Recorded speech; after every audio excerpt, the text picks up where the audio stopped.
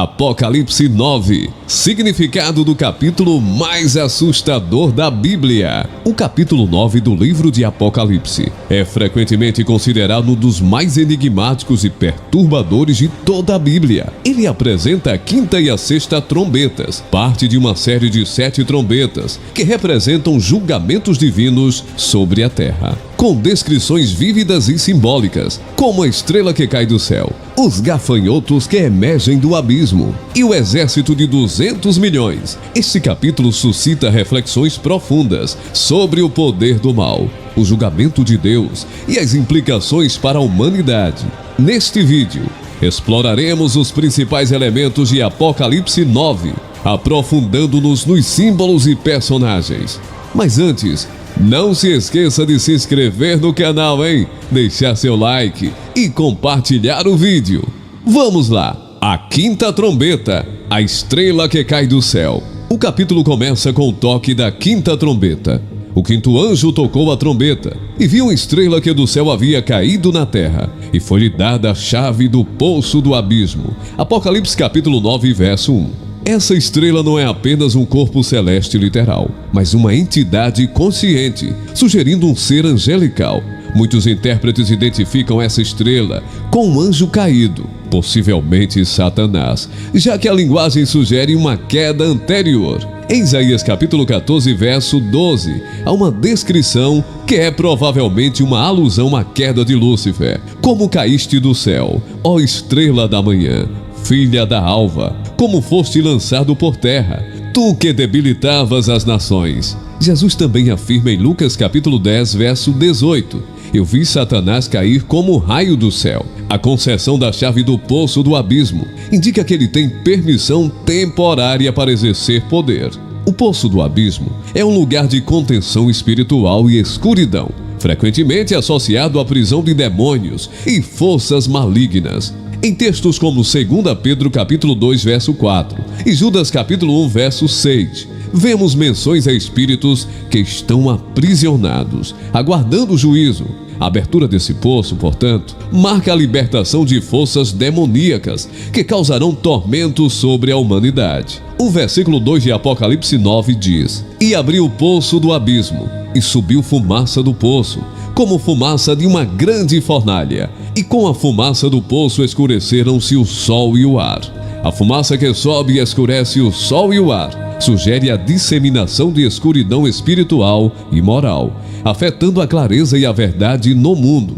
A escuridão provocada pode ser tanto um evento meteorológico natural, como também pode estar associado à cegueira espiritual e à confusão. Um estado em que as pessoas perdem a capacidade de discernir a luz da verdade. Essa descrição lembra as pragas do Egito, especialmente a 9ª praga em Êxodo capítulo 10, versos 21 a 23, onde uma densa escuridão cobriu a terra por 3 dias, uma escuridão que podia ser sentida. Também ecoa o que Joel capítulo 2, verso 2, descreve sobre um dia de trevas e de escuridão, profetizando um tempo de julgamento. No contexto de Apocalipse, a fumaça que escurece o sol e o ar não é apenas um fenômeno natural, mas simboliza a opressão espiritual e a disseminação de falsas doutrinas e confusão na terra, um estado que precede grande sofrimento e caos. A escuridão, assim, serve como um alerta sobre o afastamento da luz divina e as consequências de dar espaço às forças malignas. Os gafanhotos, um tormento sobrenatural. E da fumaça saíram gafanhotos sobre a terra, e foi-lhes dado poder, como que tem os escorpiões da terra. Apocalipse capítulo 9, verso 3. Os gafanhotos descritos em Apocalipse 9 são criaturas sobrenaturais, diferentes dos insetos conhecidos, que devastam plantações. Suas características são aterrorizantes, possuem rostos humanos, cabelos como de mulheres, dentes de leão, couraças de ferro e caudas com ferrões que infligem tormento. O simbolismo dos gafanhotos remonta ao Antigo Testamento, especialmente às pragas do Egito. Êxodo capítulo 10, versos 12 a 15. O profeta Joel usa a imagem de gafanhotos para transmitir uma mensagem de julgamento iminente sobre Israel e um chamado ao arrependimento. Em Joel capítulo 1, verso 4, ele descreve uma devastadora invasão de gafanhotos. O que o enxame de gafanhotos deixou, os grandes gafanhotos comeram. O que os grandes gafanhotos deixaram, os gafanhotos jovens comeram. O que os gafanhotos jovens deixaram, outros gafanhotos comeram. Joel emprega a devastação causada por gafanhotos como uma metáfora para as consequências de se afastar de Deus. Este teria sido um julgamento severo, lembrando os israelitas a destruição do Egito. Em Amós capítulo 7, versos 1 a 2, Amós descreve uma visão de gafanhotos durante o período da colheita do rei. Foi isto que o Senhor, o soberano, me mostrou. Ele estava preparando enxames de gafanhotos depois da colheita do rei, justo quando brotava a segunda safra. Depois que eles devoraram todas as plantas dos campos, eu clamei: Senhor soberano, perdoa! Como Jacó poderá sobreviver? Ele é tão pequeno. No entanto, em Apocalipse, eles representam um tipo de aflição que não é necessariamente física, mas espiritual e mental. A ordem de não danificar a vegetação, mas apenas ferir os homens sem o selo de Deus, indica que esses seres atacam a alma e a psique, causando angústia e desespero. Já os escorpiões eram comuns no mundo mediterrâneo. Eles se assemelham a lagostas, mas pertencem à família da aranha, e sua ferroada é muito forte, sendo até mesmo fatal para algumas crianças. O Antigo Testamento relaciona-os com as serpentes, destacando-os como habitantes perigosos do deserto. Deuteronômio capítulo 8, verso 15. Os escorpiões se tornaram uma metáfora para uma punição terrível. 1 Reis capítulo 12, versos 11 e 14. Em Lucas capítulo 10, verso 19, Jesus usa serpentes e escorpiões como símbolos dos poderes demoníacos. Dessa forma, o escorpião, assim como o gafanhoto, era um símbolo natural para os poderes demoníacos. Os gafanhotos têm permissão para atormentar os homens por 5 meses, um período significativo que sugere um tempo de sofrimento intenso, mas limitado. A limitação imposta por Deus reflete sua soberania e misericórdia, mesmo em meio ao julgamento. É um lembrete de que, embora o mal possa causar grande dor, ele está sempre sob o controle do Criador. Abaddon, rei do abismo, tinham sobre eles como seu rei o anjo do abismo, cujo nome em hebraico é Abaddon e em grego Apolion. Apocalipse capítulo 9, verso 11. Abaddon em hebraico, ou Apolion em grego, significa o destruidor. Ele é o líder dos gafanhotos e simboliza a personificação da destruição e do caos. Alguns teólogos argumentam que esse anjo maligno seja Satanás, por ser o rei dos gafanhotos. Outros apontam uma figura distinta, com um poder imenso. De qualquer maneira, Abaddon é visto como um instrumento de juízo divino, permitindo que a destruição seja infligida sobre aqueles que não têm o selo de Deus. Um fato interessante é que o nome do deus grego Apolo vem desse termo, e o gafanhoto era um de seus símbolos, visto que ele era o deus das pestes e das pragas. Além disso, o imperador Domiciano, possivelmente o governante de Roma, na época da escrita de Apocalipse, via a si mesmo como Apolo encarnado.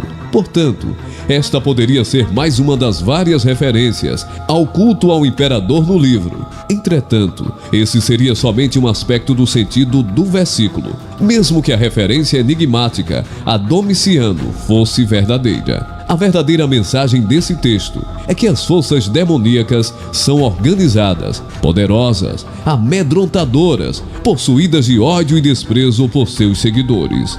A presença de Abaddon no relato sublinha a ideia de que forças destrutivas são usadas por Deus para cumprir seus propósitos, mesmo que pareçam terríveis. No contexto do Apocalipse, ele serve como um agente que ajuda a desencadear uma etapa específica do julgamento divino, alertando sobre a gravidade do afastamento de Deus e a consequência inevitável da rebelião espiritual.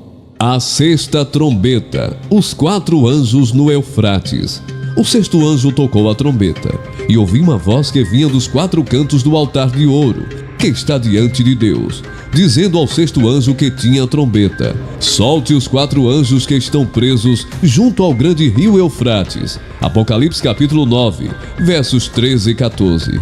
Esses anjos representam uma força de destruição que foi mantida sob controle até esse momento. O rio Eufrates tem um significado histórico e simbólico, representando a fronteira entre o mundo civilizado e as nações hostis no Antigo Testamento. Sua menção sugere um evento de escala global, potencialmente envolvendo conflito e destruição.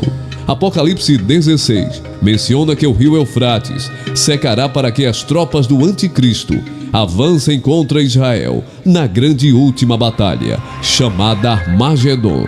Sabemos que o rio Eufrates está secando, e a situação é um alerta climático. A seca do rio está afetando o Iraque, onde a água que flui para o leste do país está cada vez mais reduzida. Em alguns trechos dos rios e canais de irrigação, o nível da água é tão baixo que não consegue diluir o esgoto. Os anjos são soltos para executar uma missão específica, determinada por Deus. A precisão do tempo, hora, dia, mês e ano indica que nada no plano divino é acidental ou sem propósito. A execução desse julgamento reflete a soberania de Deus sobre a história e o destino humano. O exército de 200 milhões. O número dos exércitos dos cavaleiros era de 200 milhões. Eu ouvi o seu número. Assim na visão, vi os cavalos e os cavaleiros que tinham couraças de fogo, de jacinto e de enxofre. As cabeças dos cavalos eram como cabeças de leões, e de suas bocas saíam fogo, fumaça e enxofre. Apocalipse capítulo 9, versos 16 e 17. Nos dias de João, um exército tão numeroso de cavaleiros era inconcebível, mas hoje há países e alianças que poderiam facilmente reunir esse grande número de soldados. O exército é descrito de forma que suas características vão além da capacidade humana ou da tecnologia atual. As cores das couraças, fogo, jacinto e enxofre, são indicativas de julgamento e destruição, associadas ao inferno e ao sofrimento eterno. Muitos intérpretes têm diferentes visões sobre quem ou o que esse exército representa. Alguns veem nele uma alusão a forças militares de grande escala, enquanto outros interpretam de maneira simbólica, associando ao julgamento espiritual ou à liberação de ideologias e forças destrutivas. Esse exército tem o objetivo de matar 1/3 da humanidade, o que é um julgamento severo, mas ainda assim uma advertência. O fato de 1/3 ser atingido reflete a parcialidade do julgamento, indicando que a misericórdia de Deus ainda está presente, permitindo tempo para arrependimento. 1/3 da população mundial é um número maior do que todas as mortes de todas as guerras do século XX juntas. Em nossos dias, equivaleria a mais de 2 bilhões de mortos. O efeito dos selos foi a morte de 1/4 da população. Agora esse número ganha maior intensidade quando atinge 1/3 da humanidade. Como antes, até o propósito dessa destruição em massa é resgatador. Ele é uma advertência para o restante da humanidade, que não foi morto por essas pragas, de que deve acertar sua situação diante de Deus ou sofrer as consequências. O exército de 200 milhões pode simbolizar a vastidão das forças humanas e espirituais que afetam o mundo. Em uma era de globalização, onde conflitos armados podem ter consequências em escala global, a ideia de uma força de tamanho incomensurável ecoa nas capacidades militares e nas tensões internacionais. Ao olhar para o mundo contemporâneo, muitos estudiosos e crentes encontram paralelos entre as visões de Apocalipse 9 e os eventos que testemunhamos. Crises globais como guerras, pandemias e instabilidade política podem ser vistas como prelúdios ou ecos das profecias bíblicas. A emergência de ideologias destrutivas, o aumento da violência e o declínio moral indicam um ambiente que pode ser associado aos julgamentos de Deus. Os gafanhotos que infligem tormento, mas não matam, podem ser interpretados como uma metáfora para o aumento do sofrimento psicológico e espiritual. Nas últimas décadas, observamos um crescimento exponencial em distúrbios de saúde mental, o que pode ser visto como um paralelo ao tormento descrito em Apocalipse 9. O exército de 200 milhões pode simbolizar a vastidão das forças humanas e espirituais que afetam o mundo em uma era de globalização, onde conflitos armados podem ter consequências em escala global. A ideia de uma força de tamanho incomensurável ecoa nas capacidades militares e nas tensões internacionais. Conclusão: o propósito do juízo e a esperança. Apocalipse 9 é um capítulo que, apesar de seu teor assustador, carrega uma mensagem de esperança e alerta. Ele lembra que Deus está no controle da história e que todo julgamento tem um propósito: chamar a humanidade ao arrependimento. Para os cristãos, isso significa que é vital viver uma vida de vigilância e fé, sabendo que o mal é limitado pelo poder divino e que o triunfo final pertence ao Cordeiro. Somos desafiados a considerar a seriedade do chamado divino e a necessidade de buscar um relacionamento autêntico com Deus. O capítulo 9 de Apocalipse não é apenas um relato de destruição, mas um convite à reflexão, ao despertar espiritual e ao entendimento de que, mesmo em meio ao caos, a mão soberana de Deus está presente, oferecendo redenção e esperança aos que se voltam a Ele.